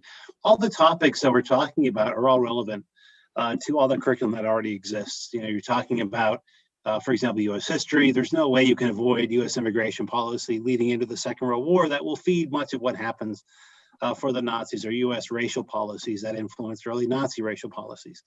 So I think that is the work we'll do in the outbreak groups, trying to figure out how to make it relevant to different teachers so that it can be we can find our entry points along the way. It's a good point, Tom. And you've faced that many times. All right. The other thing Ashley, you teed up something about the statute that I think I'm going to encourage when we talk about district policies and rules, that our statute about Holocaust and genocide studies is tied to a more social sciences, civics, government, economics standard. It's not that it precludes integration with other fields, but I think I'd like you to think about the question you want to ask of the Department of Education relative to the accountability to the standard. Will schools be able to satisfy that through the humanities or other disciplines than those that are specified? And I think actually, Superintendent Balke would probably say, look, we're creative enough to cross-list courses and make a humanities course satisfy a social sciences credit if that's what we need to do. Anyway, I just think that's an appropriate conversation for the next meeting. And I know that, like, in my experience, so part of the statute was not just about the democracy part, but it also put in that idea of teaching about choices, right? And kind of leading students to be able to build their own voice with their choices was part of that. And that piece is kind of where the English stories part kind of comes in, and teaching the individual human stories, because you can look at those individual choices that people made and you can really delve into kind of analyzing those. And when you look at the English standards and the social studies standards, they're so aligned, especially when you're looking at the Common Core, that they pretty much are, when you're looking at the analysis and that kind of stuff, they go hand in hand with each other. So I'd really like to see it broadened a little bit if we can, because I know also in my district and in other districts I've worked in, it's easier to find those holes that Marna was talking about, those entry points in an English classroom where maybe we don't have to get through these particular contents. I can change my books, but teach the same skills. Versus, social studies, it's a little bit harder because you have to get through this set of years. So I think leaving it as open-ended as possible, we will get more buy-in from districts and more than just that checkbox of, oh, I mentioned it today, because it will allow more opportunities for us to find those entry points among, instead of one class, you get two classes. So I'd really like for us to keep that in the back of our minds as a consideration. I know so I've worked in 3 districts, and all 3, it was taught in English classes and not in social studies classes. So, yeah. And I'd just like to add too, I think another part of our work, and I'm so glad Brian is part of this group, is to reach out to administrators and maybe meet separately with them, make connections with them, talking about the relevance, because once you see the relevance, there's going to be buy-in. And where I've worked, and I'm sure this is the experience of many, the districts that are effective are the ones that have administrative support. Otherwise, you have teachers working in isolation, often in resentment from other teachers and that kind of thing. And it's really important to get buy-in from the top administrators first, and then that will trickle down into the system and they'll find ways. Can I respond, Senator? Yes. I'd like to respond on it. There are 2 issues that concern me here. And you just mentioned, Tom, about the buy-in from the administrators. I think it may have to go above that to what the school boards want to have. And that may be a place to see whether there is any, or what the support is from the school boards, which then goes down to the administrators.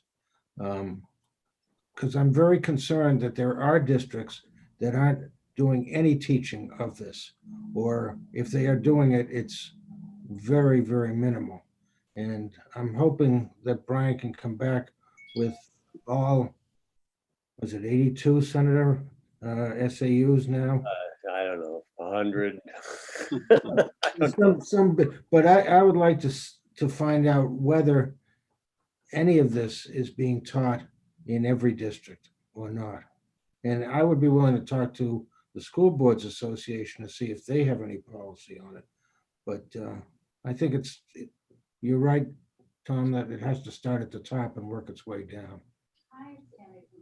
Representative, I think, talking with School Board Association just might be that'd be a good idea.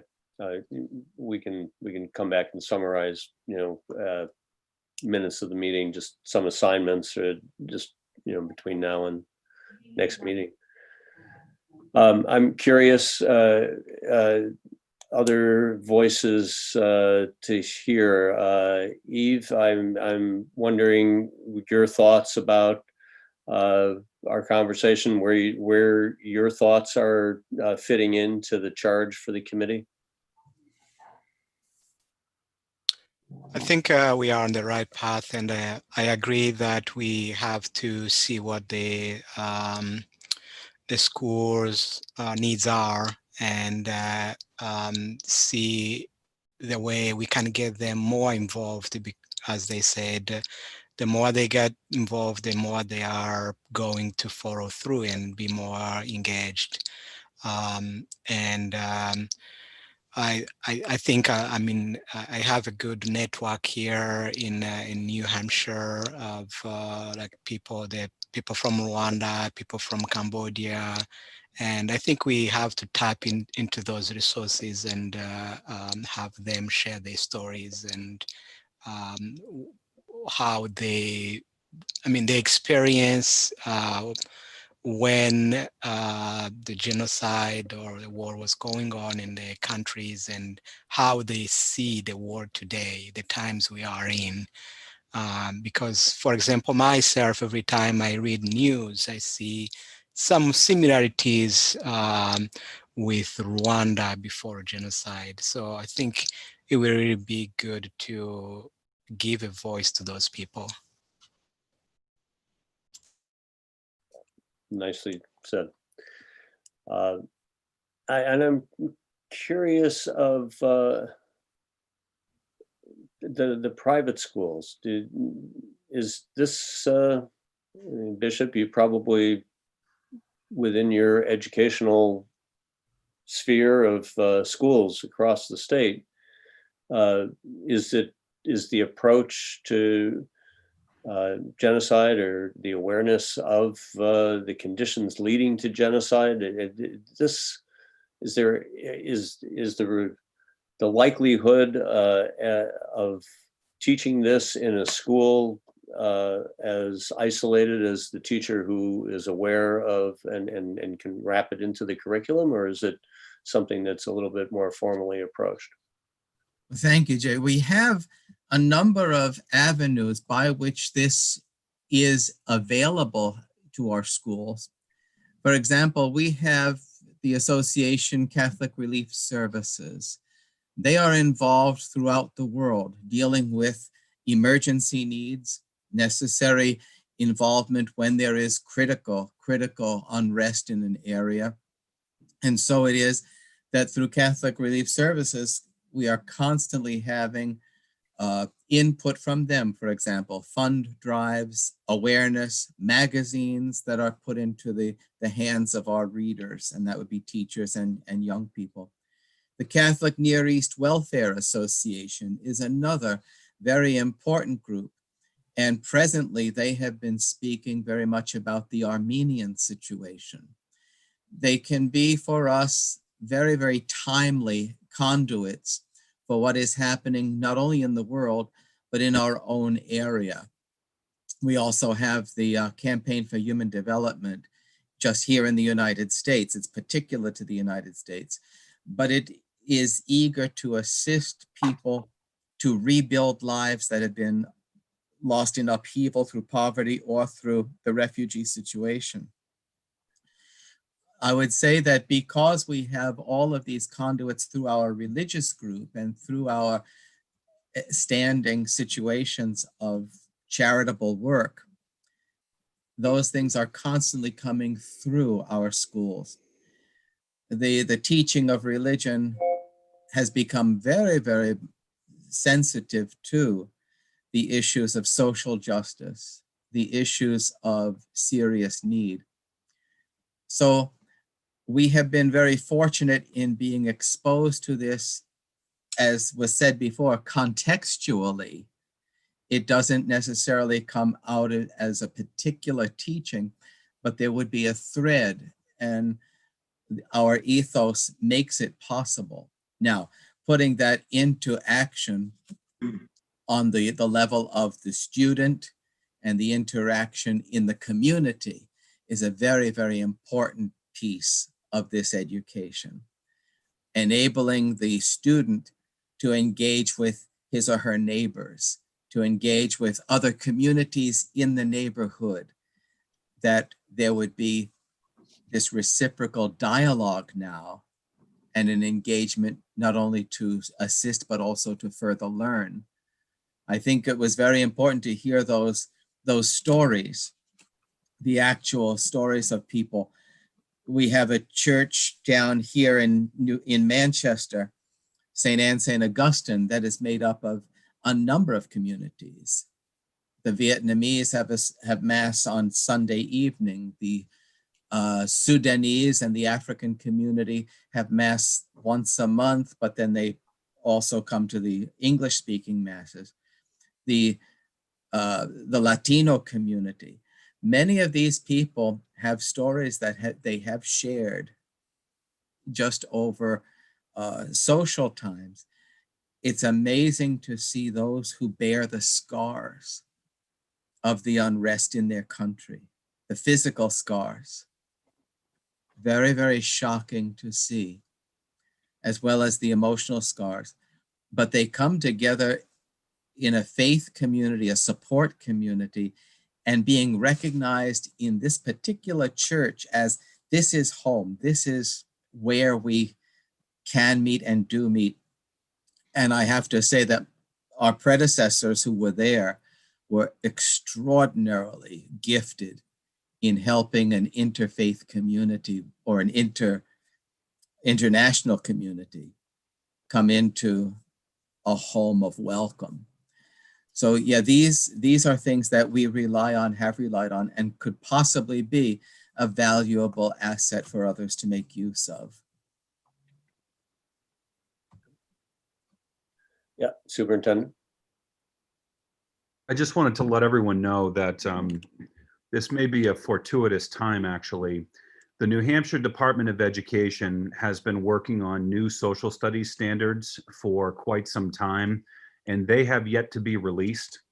So it's actually been quite delayed. School districts have been anxiously awaiting the new curriculum standards and expectations, but the fact that they have not yet been released may potentially allow for the integration of some of the requirements of the statute, as well as potentially some of the work of the commission. So I would just offer that to you, that might be a natural point of intersection that we could potentially tap into.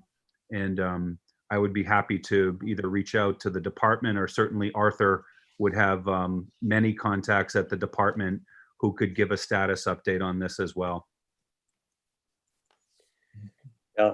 Do you have a district policy by any chance on that wraps Holocaust or genocide studies into your curriculum? I believe we do not. Yeah, I'm And- going to be and surprised if there is any. Typically, the way that just certainly our school board members will be aware, but the process by having school boards adopt policies that are there are policies that are required by statute. So those are mandatory type policies. And then there are other policies that are more optional. And many school districts don't adopt policies that are optional. They only the required ones. But so clearly there would need to be a policy piece that boards would need to approve. But that set of curriculum standards for social studies that has yet to be released from the field could be another avenue as well. Do you have any idea, Superintendent, when they were planning to release this? I believe the field has been waiting longer than a year. I'd have to talk to my curriculum coordinators and curriculum folks, but it feel, and look, at the last year is a little bit of a blur for those of us in public education, but I think it's been quite some time. And there was even, I understand, a petition that was submitted to Commissioner Edelblue to release the standards because people have been waiting for so long. But that's another just point of consideration. Yeah, that fellow at the Department of Education is Nate Green, a curriculum standard fellow that I was going to invite next meeting. You know, I something that was just stated in a few thoughts here is what are the outcomes of Holocaust and genocide education? But I think some of folks have said to put something into action. And that would be an interesting way to back into the, Tom, you know, maybe you've teed up those kinds of interactions in classrooms to ask people to confront, what would you do, or what will you do, you know, some type of a contract that they enter into with themselves to hold themselves accountable. A couple of things come to mind, and thank you, Jay. I'm a member of something called the Association of Holocaust Organizations. I serve on their board, and that's many of the museums and education institutions around the world who work on these topics. And in a couple of years ago, we kind of created a framework. I'm looking at it now on my bulletin board for competencies for democratic citizenship, and it will include such things as values, attitudes, and things that we want our students to leave with. So I can share that obviously as we do our work. So there are things like that. Measuring outcomes is a very difficult task, of course. We're trying to look at that even more. So yeah, no, I think it is what to look at. When we're looking at Holocaust and genocide studies, the way we like to frame it is applied Holocaust and genocide studies. So how do these things apply to human behaviors and responsibilities today? And much of our work is used to confront that. And I'll just take this chance to mention, we have an annual Kristallnacht remembrance in November that does just that. And it talks about civic responsibility. I won't go into the details of it. I think Jay will forward you an email that I gave on this. And we're doing it virtually this year, but we'll include city leaders making those kind of commitments, candle lighting from around the world, from everywhere from Canterbury Cathedral to South Africa, friends that we work with who will be making those kind of public commitments. And tomorrow afternoon, and I wish I had sent this out earlier, we have a Wednesday webinar series that lasts an hour from 5 to 6. And tomorrow afternoon, we're dealing with QAnon and identifying anti-Semitism and how to respond to it with my friend Mark Weitzman, who is a U.S. diplomat working on these issues from the Simon Wiesenthal Center. And everybody here can log into that website or that webinar tomorrow if you like. And I think Jay can send the information out to folks. What do we log into? Yeah, it's Jay will forward the email to you with the link on it. Yeah, yeah. And then, you know, once I do one email that gets to all of us, let's all save that email that has, you know, the 20 addresses so that I don't need to send them all. And Tom, I'm thinking both for you and for Robert, there are websites, and I'm just wondering how we consolidate some of the information for this commission to a website. Anyhow, Robert, you've been, we need to get. We could certainly like create a share. We can create a shared drive to share information, so that's fairly easy. I mean, one other suggestion is maybe we like break out into 2 like subgroups. I mean, I'm not really, and you know, because we could sort of break down the preliminary tasks and then maybe come Right. back and share the information each group finds. Yeah. And then start to organize ourselves and our plan and recommendations from there. I will just say that as far as subcommittee meetings go, we don't usually do them for commissions just because of the capacity that we have with Zoom and all the other commissions that are meeting. So as a general rule, we don't host we don't do subcommittees and commissions. I know that this is like a public meeting. Can we sort of work on our own offline, just sort of like, putting together some materials and then come back and present it at the next commission meeting? Is that an option? Yes. So Alan, if we are a group of say 16, I think, and if we did break into smaller groups, I mean, if there was a group of 8 on one meeting, and assuming that constitutes a quorum by the definition in the statute, which you're looking up. Yes, I can tell. But anyway, is there that kind of limitation on us? Yeah, so it would have to be smaller than a quorum for the subcommittee so that you didn't run against the right to know rule and having, so 8 members is the quorum. So if the subcommittees were less than 8 members, then it wouldn't have to be a public meeting. What is the number that's not a quorum? 7. 7. All right. At the risk of becoming, all right, 2 things. At the risk of becoming tedious at the end of the meeting, we might just do what we just talked about. Meaning, let's come back to the charge, the A, B, C, D, E, F list. Just we'll show hands for a moment, at least long enough. Dina and I will be writing down furiously names next to tasks, and then we can communicate that back so that folks could pair up with each other between meetings. Next meeting, we were just, and Alan, you went away again, but you'll be back. When I start asking for a next meeting date, Alan and I had talked about November 17th as being a possible date. We've got, I want to be sensitive to people's schedules.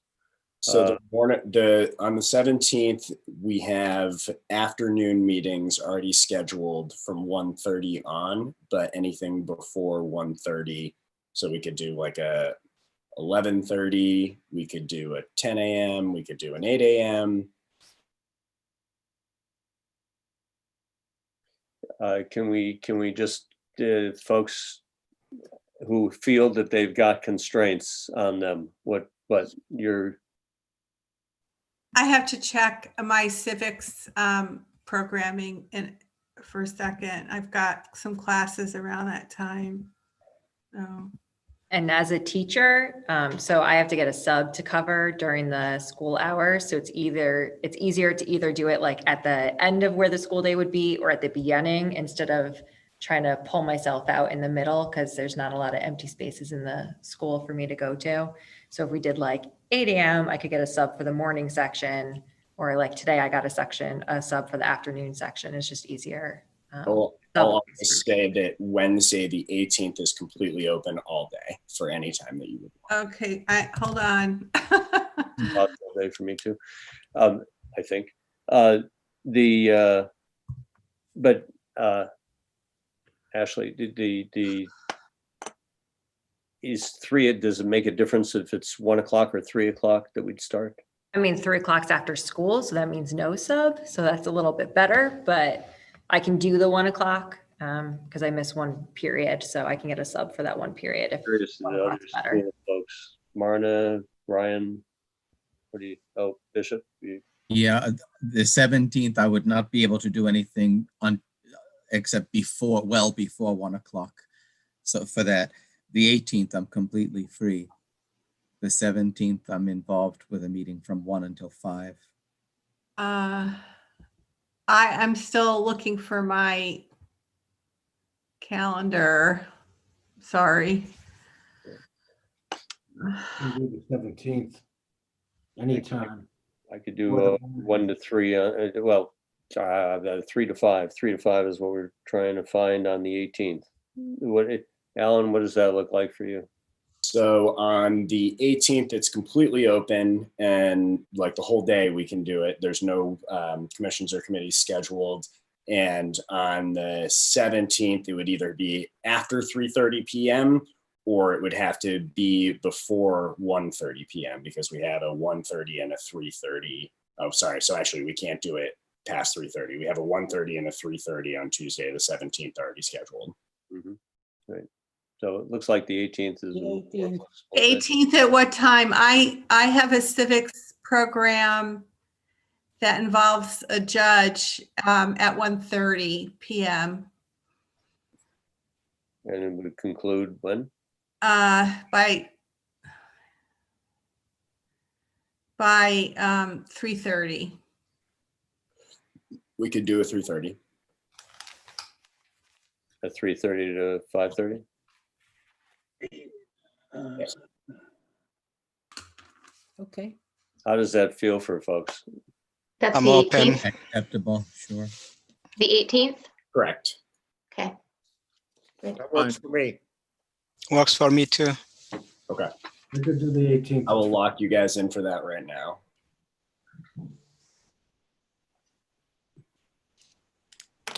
Who knew? So that's for our next full commission meeting, Senator. Yes, that's right. So are we gonna now, it's 2:52, are we now gonna decide what the two subgroups or three subgroups are gonna be, or do you want to do that via email? I think it would be better to do it now. Good. Yeah. Okay. Let's take a shot at doing it. Alan, do we have a drop dead at 3? No, not at all. You guys can keep going. Okay. Not that we want to. We would use it if we otherwise. So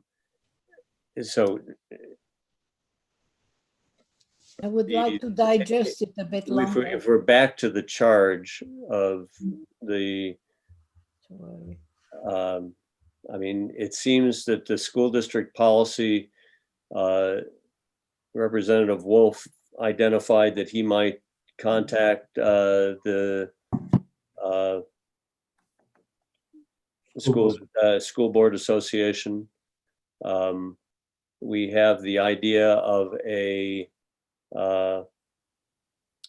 survey with school districts, administrators, to see who is offering and at what grade levels they're offering. At any rate, that's a survey effort. We can define the who and the what in the subgroup. Are those two topics? I mean, is that what that one topic would essentially be doing? This model school district policies is first gathering some information, trying to write a survey? So when you're looking at them, it kind of looks like they naturally fall into like 3 categories. So Thanks it for kind of that. looks like it's like it falls into kind of the like administrative piece with the policies and like the survey to the schools and the State Board of Education. That's kind of like the policy making admin. And then there's kind of like best practices among teaching. And that kind of goes with the existing teaching materials. And then there's like the getting it out to the community with the education opportunities and the promotion of Holocaust and genocide education. So I wonder if we can split it into, you know, kind of admin policies, best practices, and then like outreach as 3 kind of categories for us to look at instead of picking them each apart separately. Great idea. That's why she's such a great teacher. Maybe call the third one communications.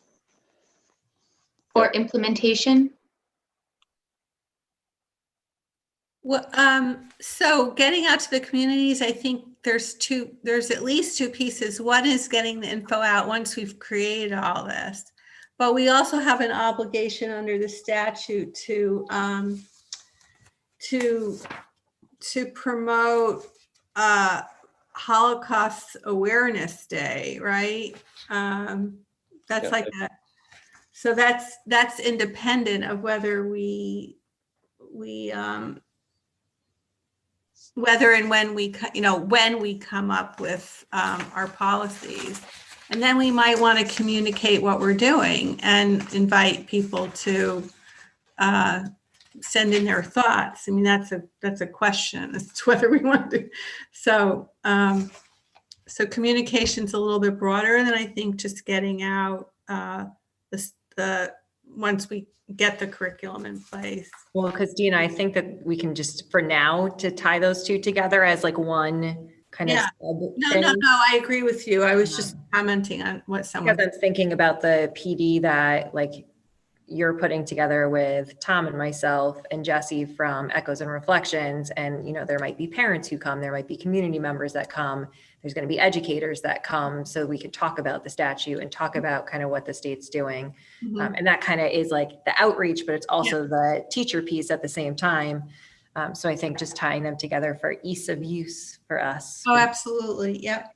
So let's use the framework that Ashley's just suggested, that essentially in recommendations A and B, where they're more policy related, and we just see folks that would identify themselves with the policy aspects.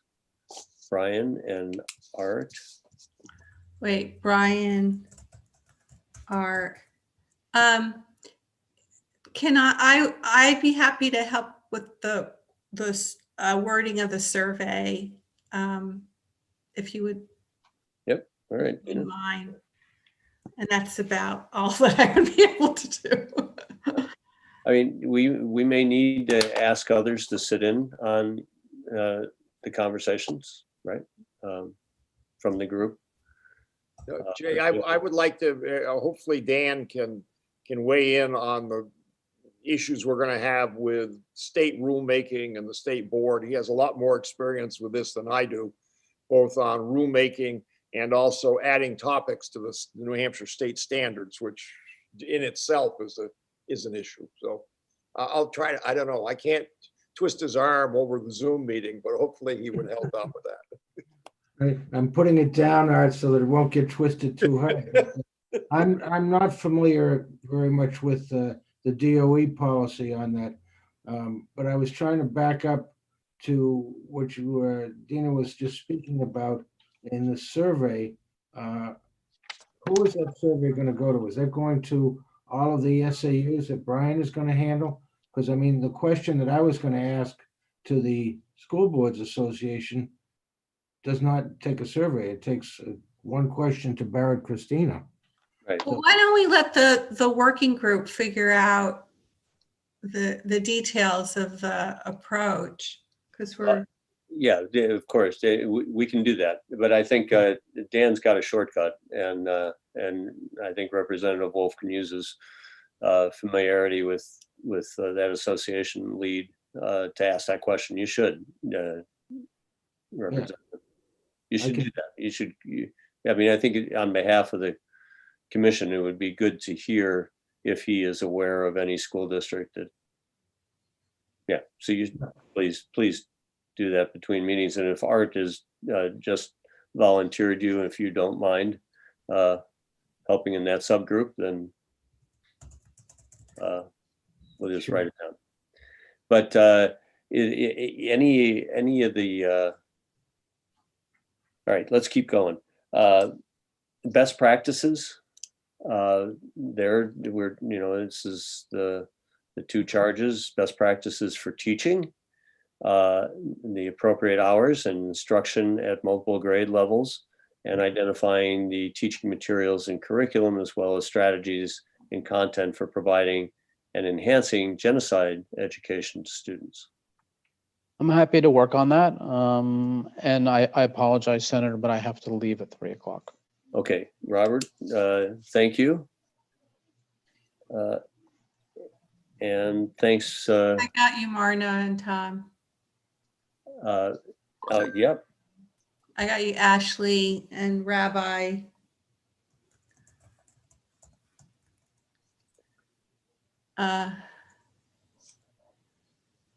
So for that group, which is like the substantive part, so far I have Marna, Ashley, Robert, Tom, the Rabbi.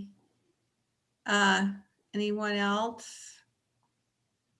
Kadi? Oh, No. Okay. Okay. And then we've got the outreach Okay. with in service and promotion to the general population of Holocaust and genocide education. So, Okay. Whoa. yeah, okay, good. Kadi, Bishop, I raised my hand. Eve, the Reverend Harmon, Tom, and Dr. Waller. So I'm going to call your names that I've got and tell me, call out if I've missed you. I have Kadi, the Bishop, Eve, Reverend Harmon, Tom, Dr. Waller. Did I miss anyone? Dina, just throw me on there like with a parentheses, because obviously I'm doing a lot with you with the professional development piece. Yeah. I'm more than happy to, and I love doing it. So Yeah, and you're young, so you know how to communicate with young people. So throw me on there as like if you need me, I'm here. No, the more the merrier. Okay. And on best practices, want to make sure that Robert said that he would I join have this. him. Marna, Tom, I think Rabbi Spiro Savet. Yep, for best practice. And Ashley. Yeah. Marna, Ashley, Robert, Tom, and the Rabbi for best practices. And for what are existing policies and surveys, Brian, Art, Dina, and Dan. So here's what I would ask between the meetings, that maybe each group try to meet once.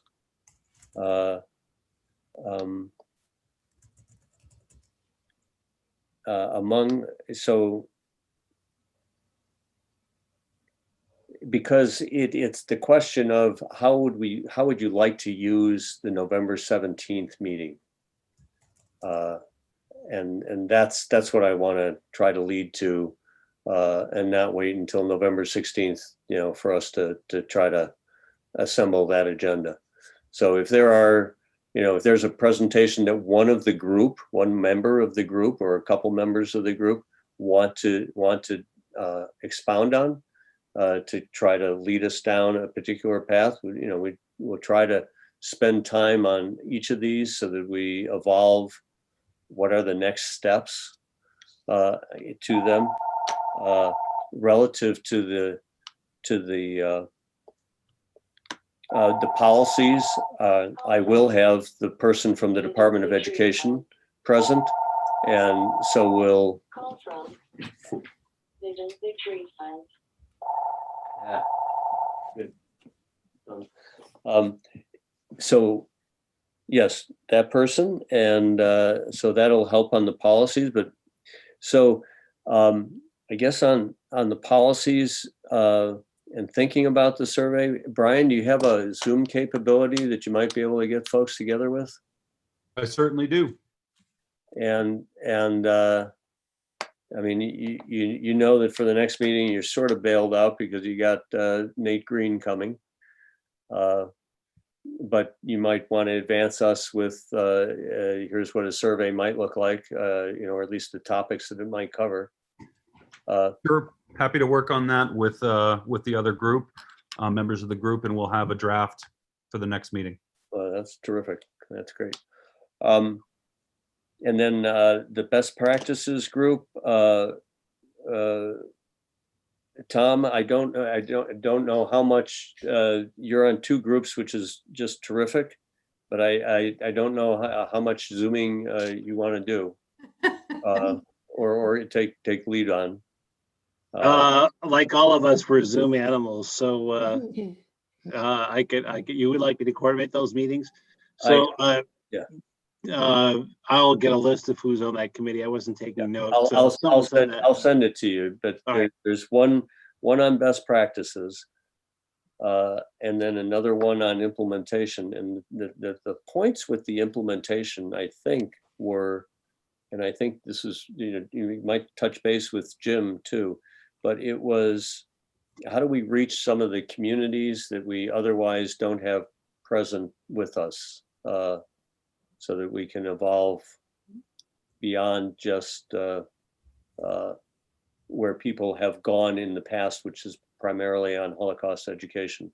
Not to ignore it, people are going to deal with that in best practices, but I guess at the outset of this, we want to broaden our exposure, not start to limit it. No, and I'm anxious because for 20 years doing this work, I've had successes and failures. I want to figure out how I can get beyond those failures. So I'm interested in that. I think we've covered a lot of ground. It's after 3, so we should be considerate of our time. And if any parting thoughts, because otherwise I'll say thank you to all of you. And we'll be looking for a meeting in December as well. So maybe this Wednesday afternoon is going to be good, and we'll look for a day a month out from November 17th. I guess just to toy with that, that would put us at around December 16th. So, Senator, That's not I a good think we day. agreed on November 18th. Am I? Yes, November 18th. That's right, November 18th. At 3:30. Yeah, a Wednesday. Senator, do you need a motion to finish? Adjourn? Yes, I will. And I think that's a good idea. Why don't we adjourn? But we'll try to find that perfect meeting date in December. That isn't that it's really going to have to be in that week of the 14th, isn't it? This is my social life, you see. It's great. Whenever you're Thank ready. you. And I guess my point is, everybody look at December 16th before the next meeting, because I think everybody who is going to be wrapping things up, they're all going to be crowding the calendar. So, Alan, by chance, do you see December 16th there? Does people put stakes in the ground for it? Oh, he's gone. No, he's there. I'm here. No, there is no December 16th as of right now. So I guess I just put out there, maybe December, let's hold December 16th, 3:30 to 5:30 again. Okay. And that way we've got 2 meeting dates and, okay. Now, Representative Wolf. I make a motion that we adjourn the first meeting of the Holocaust and Genocide Commission. I second. All right. Thank you all for taking time and volunteering for this commission. Thank you. Thank you very much. Thank you. everyone. Thank you. Nice meeting you all. Nice meeting everyone. Great conversation.